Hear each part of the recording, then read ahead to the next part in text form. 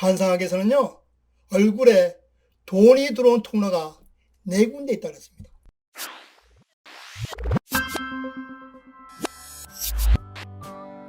안녕하세요. 고전의 한수 범태범TV입니다.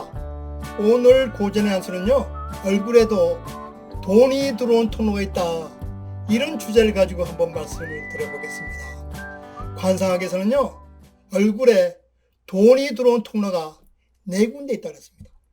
첫 번째, 이마를 통해서요, 투자나 경제에 대한 기획력, 즉 통찰력을 본다고 했습니다.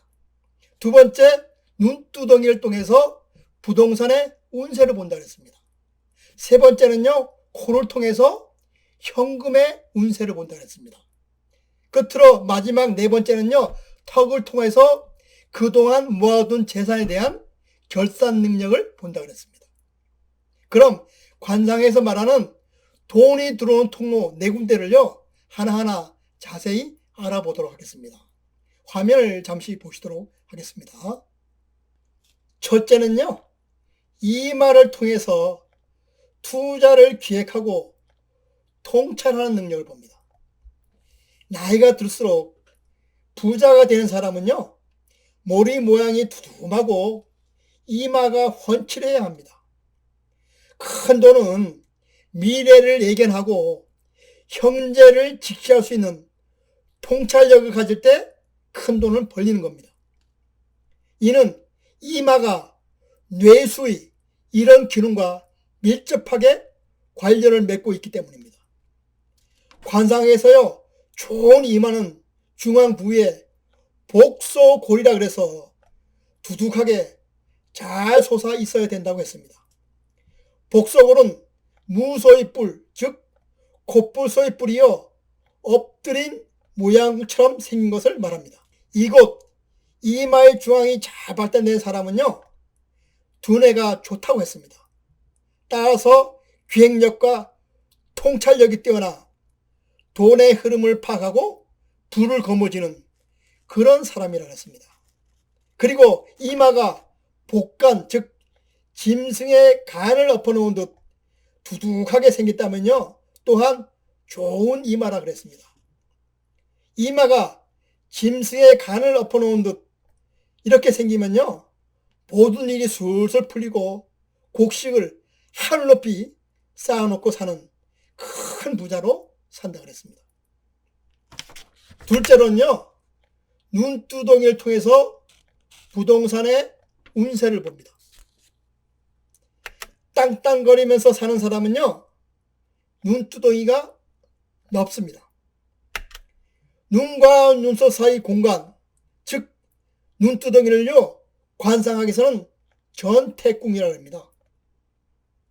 한문을 풀었으면요, 밭전자와 집택자를 씁니다. 이 전태궁, 즉 눈두덩이가 넓은 사람은요, 남에 대한 배려와 포용력이 있어서 많은 사람들이 그를 따르고 좋아합니다. 마음이 바다와 같이 넓고 주택과 땅을 많이 소유하게 되면요, 눈과 눈썹 사이, 즉 전태궁이 여유가 생기게 됩니다. 눈과 눈썹 사이, 이 눈두덩이는요, 눈 하나 정도 들어가야 표준이라 그럽니다. 관상학에서 눈과 눈썹 사이가 넓은 것은 괜찮으나 이 사이가 좁은 것은 좋지 않다고 그렇게 기록되어 있습니다. 많은 사람들이 서양인들은 전태궁이 다 좁은데 어떻게 된 겁니까? 이런 질문을 많이 합니다. 그러나 서양인들의 관상을 볼 때는요, 히포크라테스가 연구한 골상학이라는 학문이 별도로 있습니다. 따라서 서양인들의 관상을 볼 때는요, 이 골상학을 기준으로 서양인들의 관상을 봐야 됩니다. 왜냐하면 신체 구조와 혈색이 동양인하고 구조적으로 맞지가 않기 때문입니다. 다음 셋째는요, 코를 통해서 현금의 운세를 봅니다. 옛말에요, 귀 잘생긴 거지는 있어도 코 잘생긴 거지는 없다, 이런 말이 있었습니다. 재물운에 가장 큰 영향을 미치는 부분이 바로 코입니다. 관상학에서 코를요, 재배궁이라고 해서 코의 모양으로 재산의 운을 가늠해 보았습니다. 코는요, 풍흉해서요, 살집이 좋고 코끝이 큼직하며 양옆에 콧방울이 코를 잘 보필하고 있어 합니다. 관상학에서는요, 재물운이 좋은 코를 현단비라고 합니다. 현단비는요, 마치 동물의 쓸개를 매다는 것처럼요, 코끝이 둥글고 콧망울이 힘이 있게 코를 보필합니다. 따라서 이런 현단비의 코를 가지고 있으면요, 말년에 큰 부자가 되어서 행복하게 노년을 보낸다고 그렇게 관상서에는 쓰여 있습니다. 코가 날카로우면요, 재물복이 없고 또한 배우자 복도 약해진다고 했습니다. 콧망울은요, 넓게 크게 코를 받쳐줘야 돈을 저축하는 은행의 역할을 제대로 할 수 있다고 했습니다. 콧방울은요, 두툼하고 볼록해야 자신감이 넘치고 주변의 도움을 받아서 경제적인 부를 축적한다고 했습니다. 그리고 양쪽 광대뼈는요, 코를 향하고 있어야 가장 이상적인 부자 관상의 코로 봅니다. 코끝을 눌렀을 때 단단하지 못하고 물컹물컹하게 힘이 없으면요, 재물운이 부족한 코로 봅니다. 관상학에서는요, 들창 코는 들어오던 재물도 다시 나가게 하는 모양이기 때문에 다소 좋지 않은 코로 봅니다. 콧구멍은 정면에서 보았을 때 보이지 않아야 재물이 머무른다 했습니다. 참고로 코털이 보이면요, 미관상으로도 보기 좋지 않지만 재물이 새어나간다 그래서 좋지 않은 곳으로 봅니다. 따라서 코털이 보이면요, 제거해 주는 것이 좋다고 했습니다. 나의 콧구멍이 보인다거나 나의 콧망울이 빈약하다면요, 자주 웃어야 됩니다. 자주 웃으면요, 약쪽 미소선, 즉 팔자주름이 펴지면서 자연히 콧망울도 넓어지게 됩니다. 따라서 콧구멍도 자연히 안 보이게 됩니다. 마지막 턱을 통해서는요, 재산을 결산하는 능력을 봅니다. 관상학에서 이마는 하늘이고 땅은 턱이라고 했습니다. 사람의 턱도 이 땅의 역할하고 똑같습니다.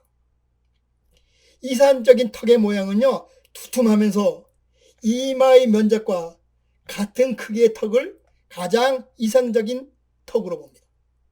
또한 턱은요, 살이 적당히 감싸준 둥근 턱이 좋은 턱으로 봅니다. 턱에 살이 없고 뾰족해서 마치 바위산 같다면요, 이는 농사 지을 땅이 부족하고 곡식을 많이 생산하지 못하는 것과 같다 그랬습니다. 이처럼 턱의 역할은요, 기름진 농토에 농사를 지어서 곡식을 수확하고 이를 곡식 창고에 저장해서 결산을 하는 것과 같습니다.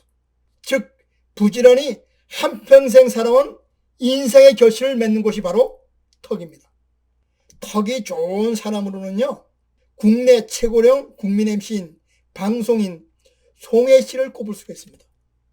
턱이 좋아서요, 수명뿐만 아니라 모아둔 재물을 잘 관리해서 노년을 여유롭게 보내게 됩니다. 흔히들 우리 인생을 운7기3이라 합니다. 운이 70%고요, 노력이 30%란 말입니다.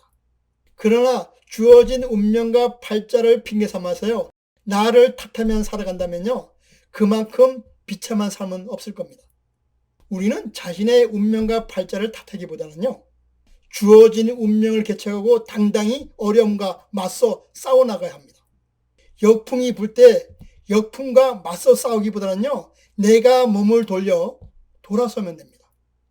바뀌지 않는 이 세상 내 운명을 탓하지 말고 내가 먼저 바뀌면 됩니다. 그러면 이것이 역풍을 순풍으로 만드는 것과 같습니다. 관상학에서는요, 골상보다는 심상이 중요하고 심상보다는 심술, 즉 마음 씀씀이가 중요하다 그랬습니다. 아무쪼록 지금의 삶이 어렵고 힘들지만 마음을 잘 써서 내게 주어진 운명을 바꿔서 부자로 행복하게 사는 그런 삶을 사시기 바랍니다. 그럼 오늘 고전의 한 수는요 여기서 마치고 다음 시간에 다시 찾아뵙도록 하겠습니다.